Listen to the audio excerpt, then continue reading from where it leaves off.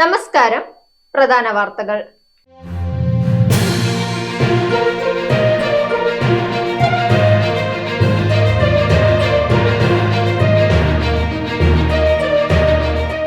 തിരുവനന്തപുരം ശ്രീചിത്രയിൽ ആദ്യ ഹൃദയം മാറ്റിവെക്കൽ ശസ്ത്രക്രിയ.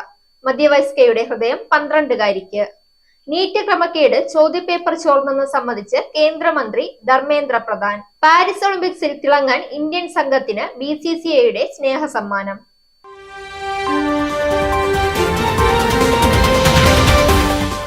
വാർത്തകൾ വിശദമായി. തിരുവനന്തപുരം ശ്രീചിത്ര ആശുപത്രിയിൽ ആദ്യ ഹൃദയമാറ്റ ശസ്ത്രക്രിയ. മസ്തിഷ്ക മരണം സംഭവിച്ച കാലം കരുനാഗപ്പള്ളി സ്വദേശിയും അധ്യാപികയുമായ ഡാലിയയുടെ ഹൃദയമാണ് 12 വയസ്സുകാരിക്ക് മാറ്റിവെക്കുന്നത്.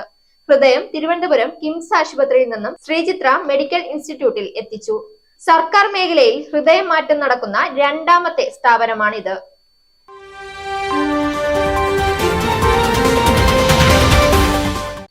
നീറ്റ് ചോദ്യപേപ്പർ ചോർന്നെന്ന് സംബന്ധിച്ച് കേന്ദ്ര വിദ്യാഭ്യാസ മന്ത്രി ധർമ്മേന്ദ്ര പ്രധാൻ.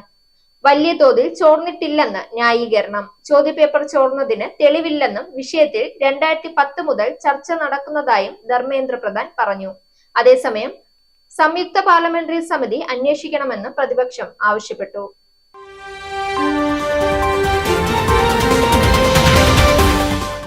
ഇനി കായിക വാർത്ത. പാരീസ് ഒളിമ്പിക്സിൽ രാജ്യത്തിന്റെ അഭിമാനമാകാൻ ഒരുങ്ങുന്ന ഇന്ത്യൻ സംഘത്തിന് BCCIയുടെ സ്നേഹസമ്മാനം. ഈ മാസം 26-ന് തുടങ്ങുന്ന പാരീസ് ഒളിമ്പിക്സിൽ രാജ്യത്തിന് വേണ്ടി മത്സരിക്കാൻ ഒരുങ്ങുന്ന 117 അംഗ ഇന്ത്യ സഖ്യത്തിനായി 8.5 കോടി രൂപയാണ് BCCI തങ്ങളുടെ കരുതലായി നൽകുന്നത്. രാജ്യത്തിനായി പൊരുതുന്ന ഇന്ത്യൻ സംഘത്തിന് കരുത്തു പകരുന്ന ധനസഹായം BCCI പ്രസിഡന്റ് ജയ്ഷ എക്സിലൂടെയാണ് പ്രഖ്യാപിച്ചത്. വാർത്തകൾ അവസാനിക്കുന്നു. Entertainment meets information. That's SAT News.